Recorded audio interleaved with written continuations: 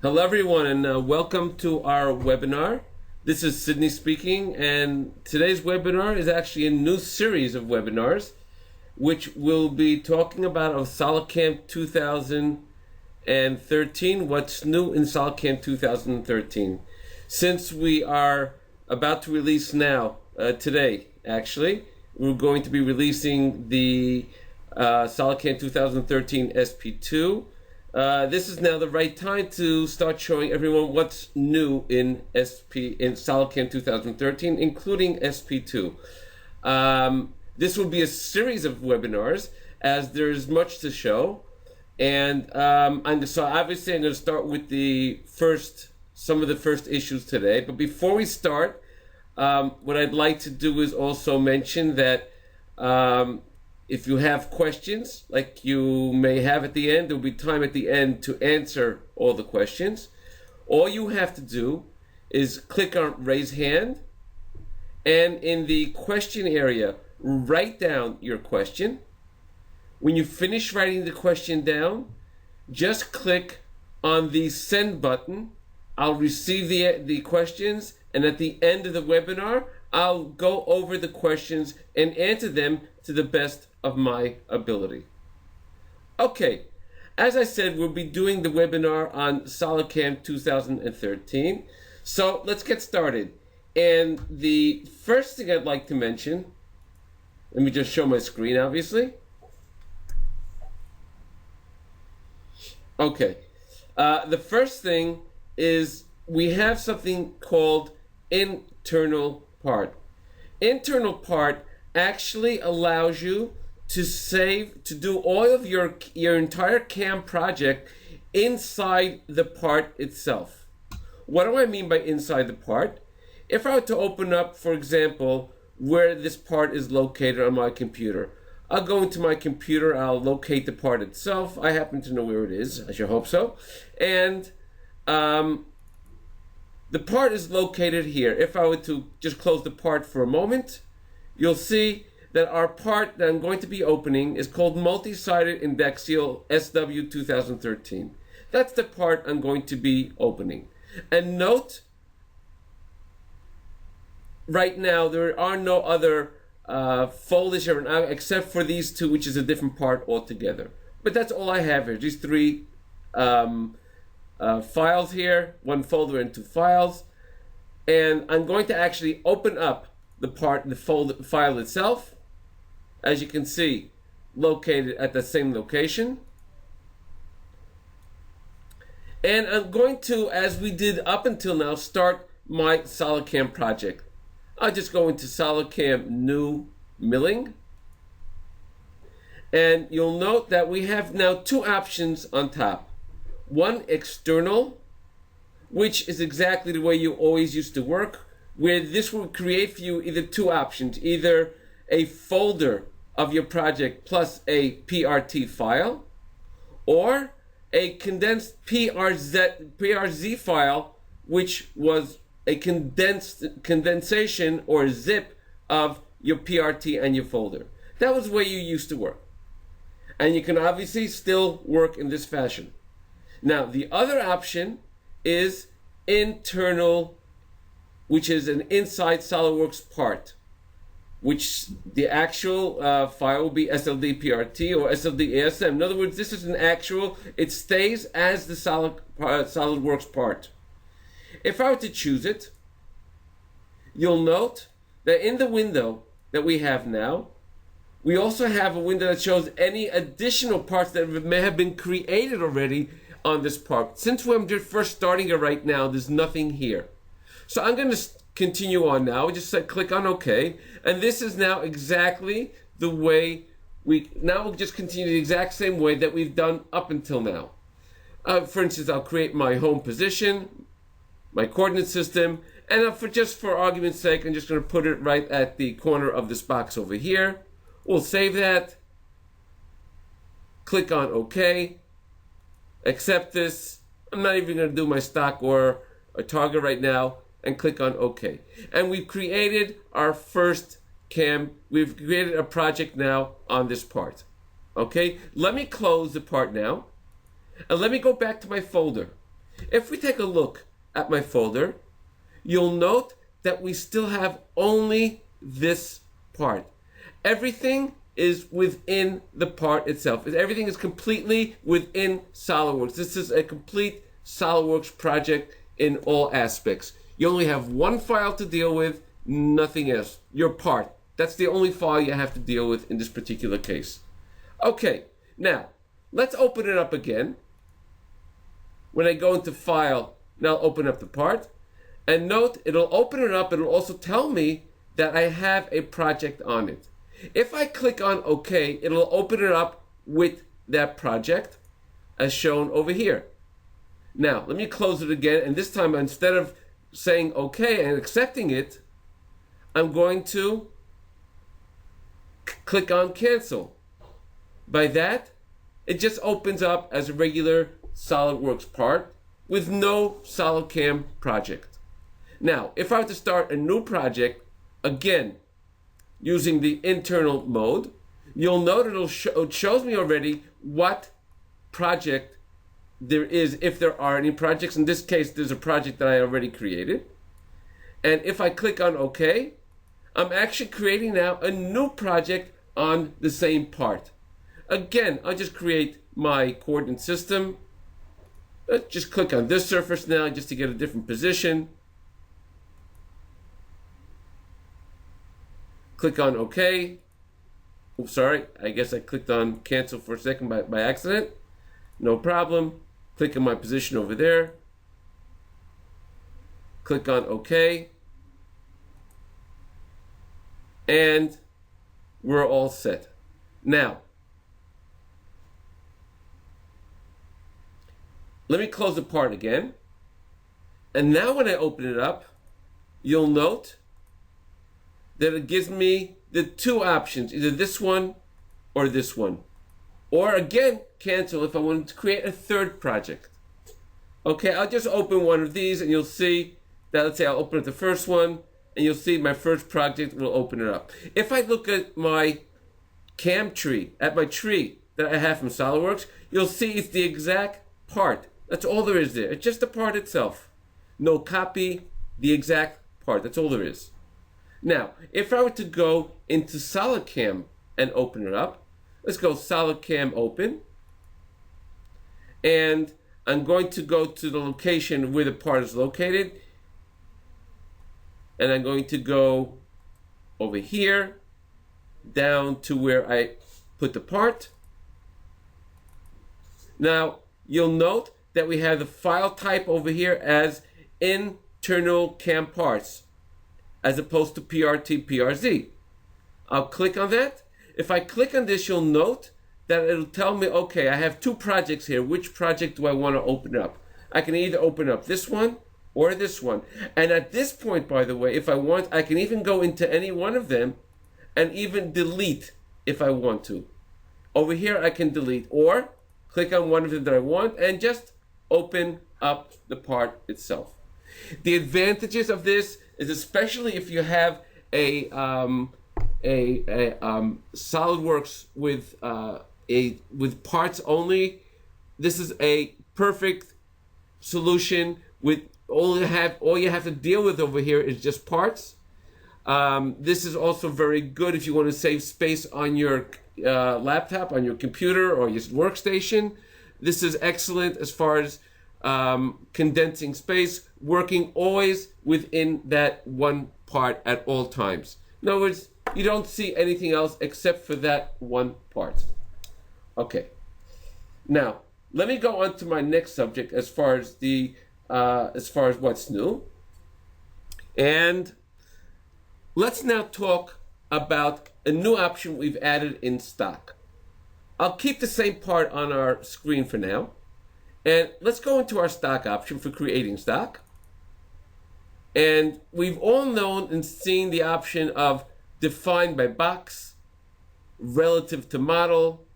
I would click on the box and then you get your box around the part itself as shown over here. And then you would have your relative to the model, exactly how much excess material you want. That was one option. We've also had the option called absolute coordinates.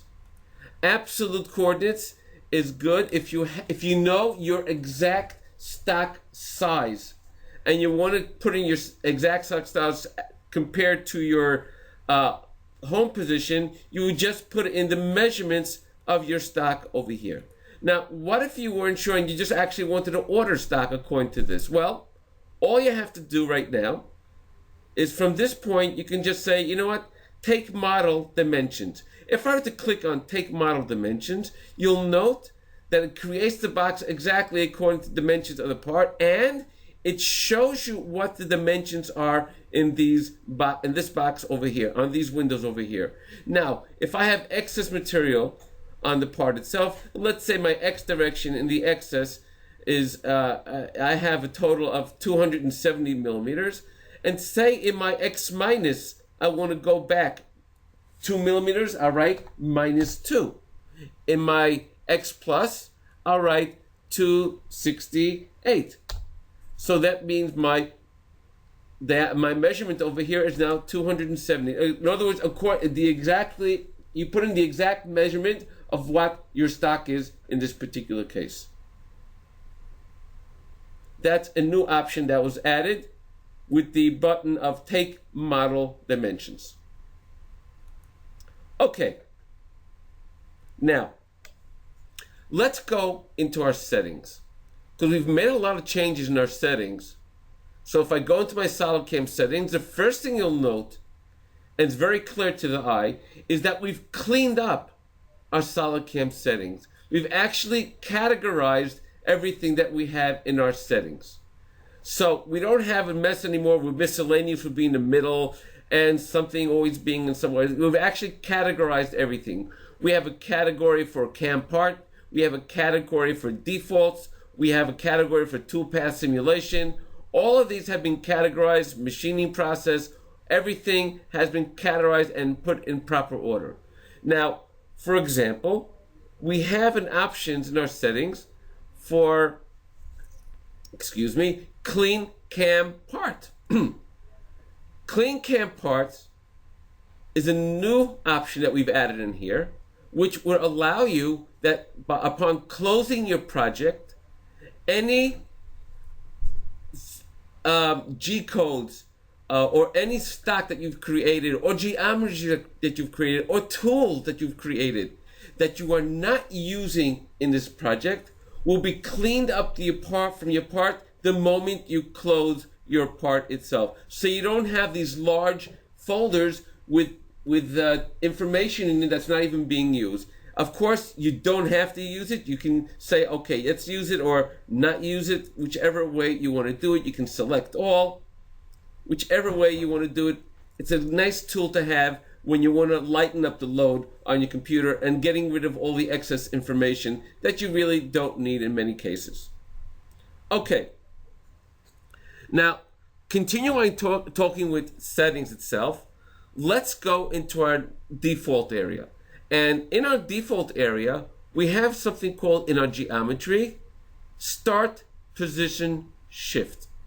Now, before I actually start playing around with this, let me create a geometry on this part, say a profile operation around the part itself, okay?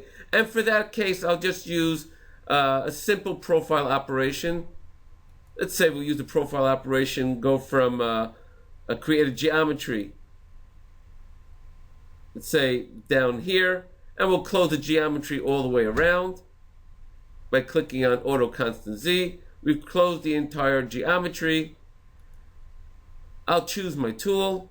My tool will be, let's create a tool of 16 millimeters. So we'll create a new tool, an end mill of 16 millimeters, and we'll select that tool. Now let's go into our technology. If we go into our technology, and I'll put this at my top view, by the way, we have the option of modify geometry. Now, whenever we had a closed geometry, just like we had now, you'll note that the tool always started at 25% of the first element that was chosen. That was the default of the program. It's exactly the default now as well. As you see, I haven't done anything. And the way that many people always want to do a part like this is when they came in here and they said, okay, you know what? Instead of starting over here, I'd like to start at this point over here. So they go into Shift, and we can actually pick a point over here, or as I said, like I said, pick it over here, and that's where I wanted to start, at the beginning of that geometry. Okay, so that's what happened in many cases. So many people said, you know, why won't we have a default where we would automatically start without me having to tell it at the beginning of the element that I've chosen? Well, we've actually done that now. Let's go out of this operation and go back into my settings itself. And you'll note in the settings now where we have our geometry defaults, we have the option of start position shift. Instead of default, we clicked on shift. And if I click on OK, we'll start a new geometry, a new operation with a new geometry. And again, we'll do the exact same thing, another profile operation, create a geometry again, close the geometry, choose a tool. Since I didn't save it last time, I'll create a new tool again of 16 millimeters. Now, if I go into my technology, look at the top view. Let's take a look at what happens when I go into modify geometry. You'll note that it's now starting at the very beginning as a default. So I'm not going to have it now default to the beginning of my chain instead of me going in here all the time and changing it on my own. Of course, you can go in here and change it to any point you want to, but this can now be set as the default, always starting at the beginning of the first element that you've chosen for your chain. Next, we have an option inside our settings. Okay, let me just go back into our settings. We have an option that we've added inside geometry settings, something called auto depth. And we've actually enabled it to take the operation depth from the first pick on the geometry. And let's see exactly how that works. I'm going to create a geometry on this part itself. Let's say at this depth over here. Even 1 line to 2 lines doesn't make a difference really at this point. I'll say 2.5D. Let's choose profile. Note at this point, without me choosing anything, my default profile depth is 90, and that's because the part is 90 millimeters. Let's create my geometry. And when I create my geometry, I'm going to start my geometry over here, on this line over here. And let's just add this line over here as well, that circle over there, that arc over there. I'll accept that. Let's go into our levels. We'll skip into our levels and we'll note that the profile depth was taken automatically from the very first geometry, that first element on the geometry that was chosen. In other words, I don't have to go in here. I can if I want to, but I don't have to, and it'll automatically put that value in over here as well. Just picking it right off the edge of the part. Okay, now, since I have this window open, let me just show you one other nice little trick.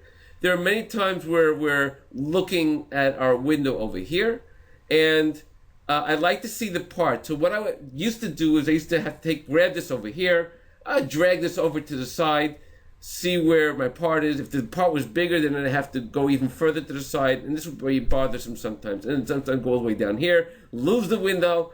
All of these problems were bothersome. What we've done now is very simple. If I have this window blocking me, all I have to do is bring my mouse cursor to the bar on top over here and just do double click. When I double click, it actually folds itself up. Double click again, it'll go back down. Up and down. Up and down. Simple as that. Makes it a lot easier than pushing it off to the side.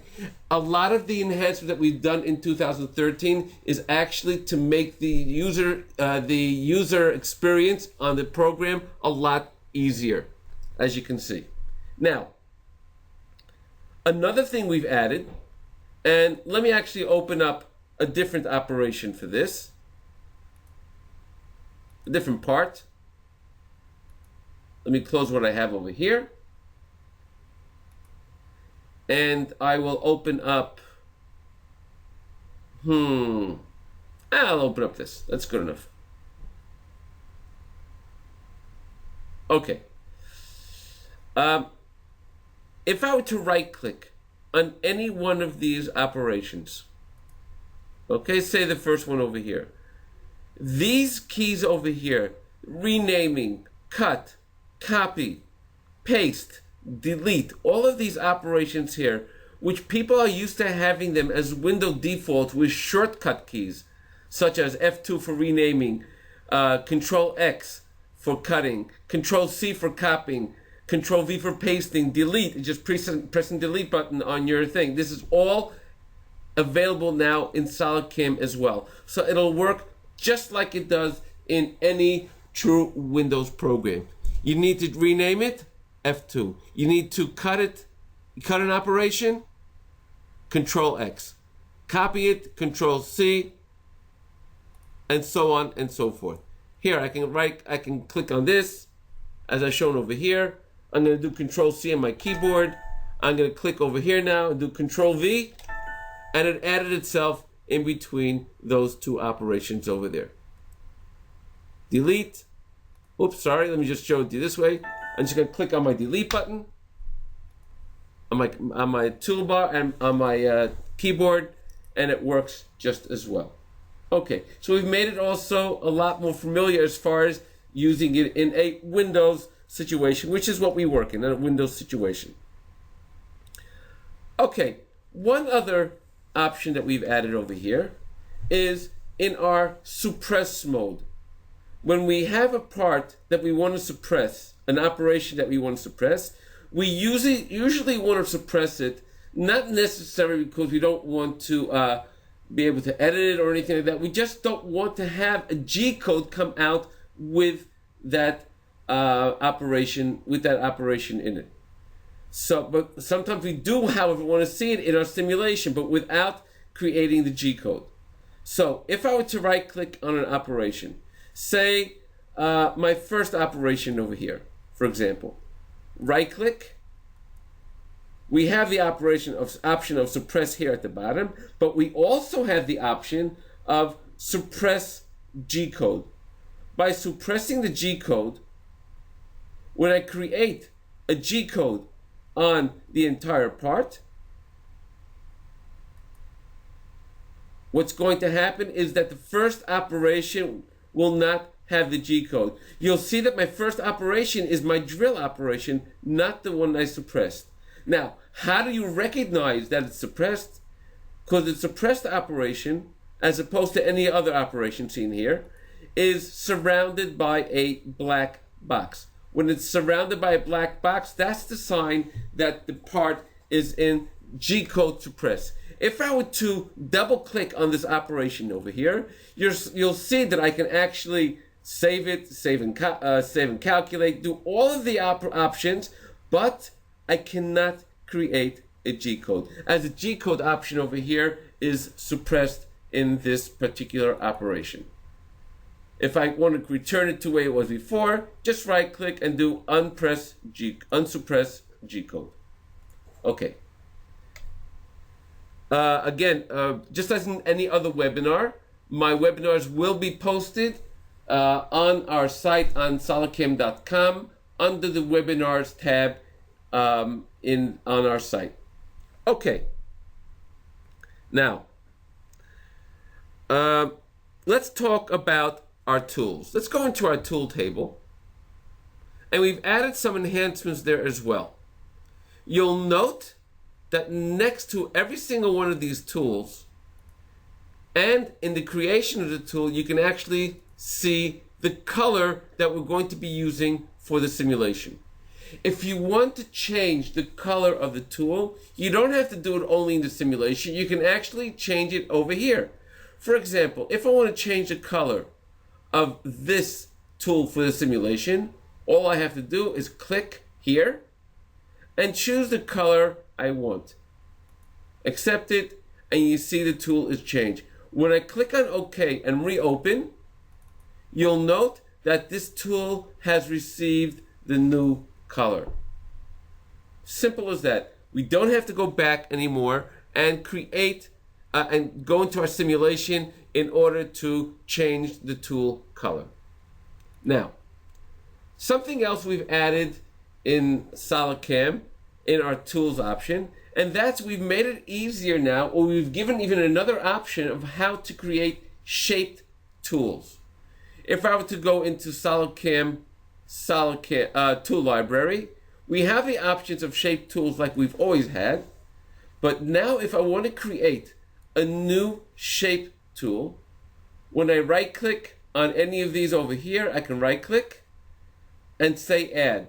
By adding, it gives you the option of either importing a sketch, the way we've done it in the previous way, or just by choosing the shape that we want. For example, if I want to have a cylinder shape of my tool, I'll just click on the cylinder shape as shown over here. Give it a dimension if necessary, and I'll say the diameter is 12 millimeters. Now, if I want to add another one at the bottom of this, I'll just right click, and I'll say add shape below. Let's add another cylinder shape, or you know what, we'll even add a radius shape of this type. We'll add a radius shape as shown over here. Sorry, I did the wrong one.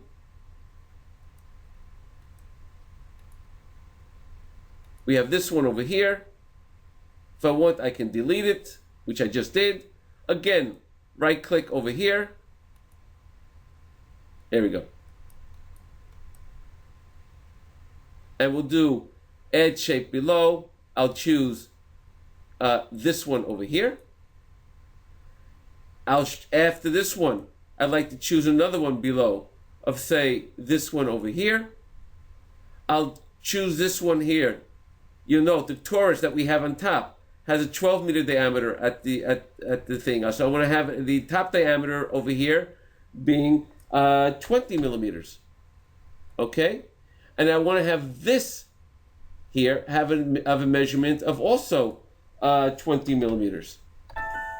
And sorry, I want to have this as 25 millimeters. Okay? I want to have the length of this as, let's say, only 4 millimeters. Not a problem over there. Let's go back into this. We'll change this diameter over here. We'll change this to whatever measurement I want it to have. I want to have this as, this one here, I want to have as, say, 25 millimeters. In other words, I can create anything I want over here. I want to have another one over here, add another shape. No problem, right click over here. Add shape below. Put another shape at the bottom over there. Have my top diameter over here at 25 millimeters. And you can see I can create any shape tool I want over there, just by choosing the shape that I need instead of creating a shape, a sketch on the side. Of course, the option of creating a shape on the side is always still available just by importing the sketch over here. Okay. Excuse me a moment. Okay. Now let's go into another operation, and for this part I'm actually going to open up a turning operation, and let's see, and what I'd like to explain here are the new icons we have inside our operations. Now the new icons are available not only in turning but in milling as well, but there's some options over here specifically in turning which can be very, very helpful as well. Now, I'll right click in the operation over here. I'll click on edit, just so that we can see what we have over here. And you'll note at the very bottom, we have new icons. We've actually cleaned up the very bottom of our operations over here, allowing it to be a lot cleaner to the eye, and also being able to give options that we were not able to give before because we simply did not have the room. By placing these icons here, now we've made it also neater and given some more options as well. Now, what exactly do we have down here? Okay, let's actually go in here. Let's see. Obviously, the first one, save. And this is actually known for almost every single program has this as a save button. The next one is save and calculate. Exactly what we had here before, except now as an icon. And you note, if you're not sure, always just bring your mouse over it and you'll see exactly what that button is. Now, the next one is actually relatively new. This is called Save and Calculate with all related options. And this is specifically helpful in our turning operations. For example, if I were to go into this turning operation that we have here, I'll go into my technology, make a change over here, a step down of every 2 millimeters. If I were to do calculate, save and calculate, note what happens to the rest of my operations. The rest of my operations have to be recalculated for the simple reason that these are dependent on the first operation. It looks at the rest of the material. Since it has changed its way of working, these have to be recalculated as well. Now, let me make a change here again. And instead of clicking on Save and Calculate, we're going to click on Save and Calculate with all related operations. That means it'll calculate the related operations as well as the operation that I'm working in right now. Let's just take a quick look. I'll click on it and look what happens over here. All of them now have been calculated without me having to go out and recalculating all of them again. It does it here automatically, which is actually a great time saver in general. Now, I'd like to actually touch on one more subject, and that subject is HSM, or I should say HSR.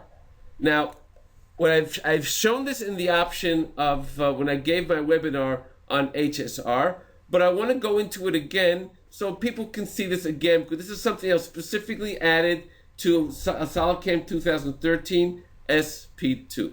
Now, I'm going to close this operation and open up an HSR operation, HSR part.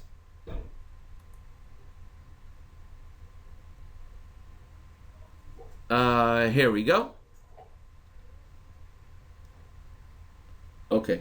Now, before I actually go into the operations over here, let me just show you something about our calculation. If I were to calculate all three of these in one shot, okay, right click and I say calculate all. Well, obviously now it's going to tell me they're all calculated, but if I want to calculate them again, the moment I click on yes, you'll see that's actually doing, excuse me, multi-core calculations. Now, many of these operations, these three operations, there's some calculations that it always had to do again in each operation, but this time now it's going to share as well. It's going to do them simultaneously. And you'll note that the calculation is going a lot quicker. While it was doing that calculation, it actually did certain calculations in parallel on using the multi-core of your computer. Again, right-click, calculate. You'll see that it's actually going to calculate all of them, but a lot quicker because some of them are actually being calculated simultaneously at the same time in parallel.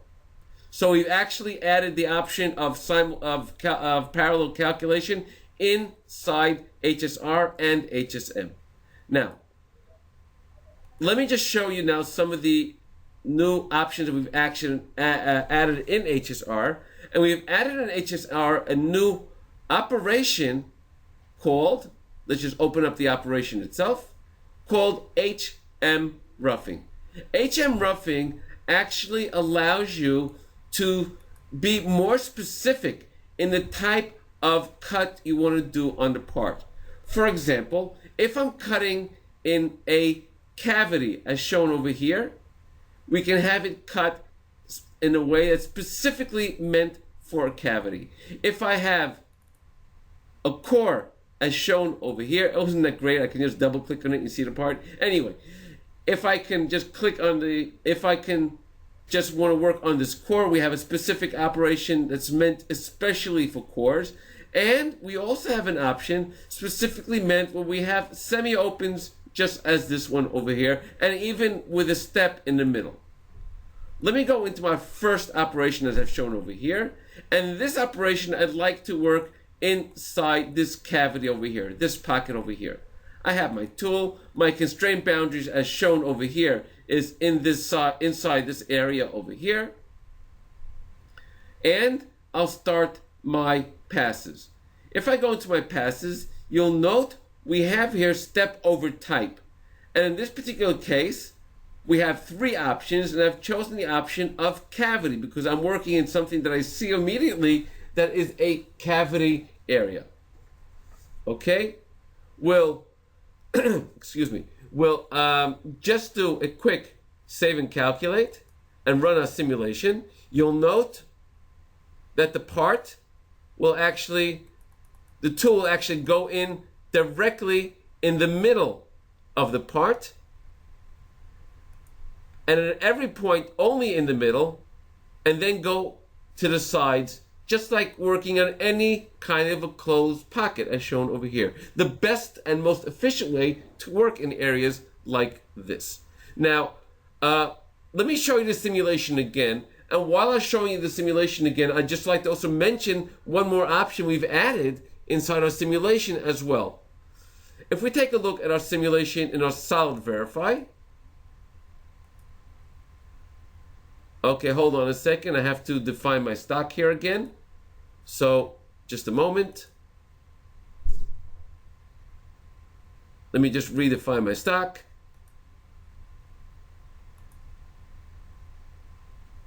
Okay, if I were to go into my operation, run my simulation, Solid Verify, you'll note that during our host CAD mode, we can actually see the stock being milled away. We can see it with the toolpath.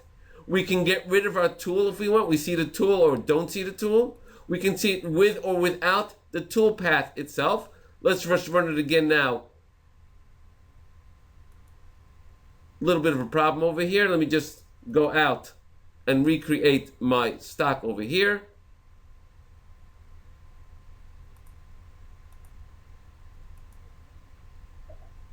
Okay, run my simulation. I run my simulation without the toolpath, just the stock verify. And you'll see that it actually shows you the Solid Verify within the host CAD itself. What's nice about it is that it works very quickly, but it's not here to replace Solid Verify. Because Solid Verify will show you if there's a crash between the tool and the part itself, if there's a gouge, while this will not tell you if there's a gouge. You may see it, but it won't tell you. It won't stop and say, okay, there's a gouge. So it doesn't have the same checking options as the Solid Verify does, but allows you to see the actual simulation over here, and you can see it with the toolpath or without the toolpath, with or without the tool, or with or without the stock as well. Okay. Now that we've done that, let's go back into our HSR option. What I'd like to do now in HSR is mill out this area, the core. For that operation, the exact same option of HM roughing, exact same tool. Our constraint boundaries in this particular case will be this area as shown over here. And in our passes option, we'll be using the option of core instead of cavity. Let's run our simulation. And this time you'll see what will happen is that the tool will come from the outside, as shown over here, working just like any other open pocket, working towards the core itself. And then finishing it off, always from the outside in. Very simple, just plain as that. Working from the outside in the core area. The most efficient way also as well. Now, we'll go into one more operation and we'll talk about this operation over here. This area over here. This area is not a completely closed pocket, but it's not a core as well. So for something like this, we have here in our passes area something called HSM Spiral. And over here, I'm also going to show the option of either constant or constant and flat. Let me use the option of constant. I'll be going down every 7 millimeters. Now note, the distance between this surface and this surface over here is a total of 25 millimeters. So if I go down every 7 millimeters, I'll get to 21. And between 21 to the next step is 28. So it won't actually mill this surface over here. So let me go back in here, just run my simulation on the part after it does its calculation. And if we take a look at this area over here now, you'll see that the tool will go down. It'll machine out, taking a look from the top view. Almost like a clear offset on the entire part. But if we take a look at the side, you'll see that it went from this step down to this step and nothing was done on this step over here. Now, this can be changed by simply going into step down type, constant and flat. That means anywhere that there's a flat surface on the way down, it'll stop and machine that area as well. Let's take a quick look at the simulation on the part itself. Of course, the moment it finishes its calculation. And you'll see that this time, besides these step downs over here, it also stopped on this area and cleaned that flat surface over there as well. And then continued down to the next surfaces, cleaning up the entire part, including that step that's over there. So these are the options that was added in HSR. Okay, I'm going to stop now. And you still have time to ask a couple of questions. Give another minute or two to write down any questions you may have. Again, just a quick reminder, these webinars that I've done over here in the past and including this webinar will be posted on our site. If we go onto our SolidCAM site, you'll see we have the tab called Webinars, Webinar Recordings, and all of the webinars, including the one that we did today. That one will be over here tomorrow, but all the past webinars are here as well. You can click on any webinar you want to take a look at without any problem. You can watch it or even download it as well. Okay, I'd like to thank everyone for joining us in our webinar. Next week, we'll have a next part of What's New in SolidCAM 2013, Part 2. And there's plenty more to see, so don't worry about that. All right, take care, everyone. Have a great day, and also enjoy your weekend as well. Take care, and have a great day, as I said.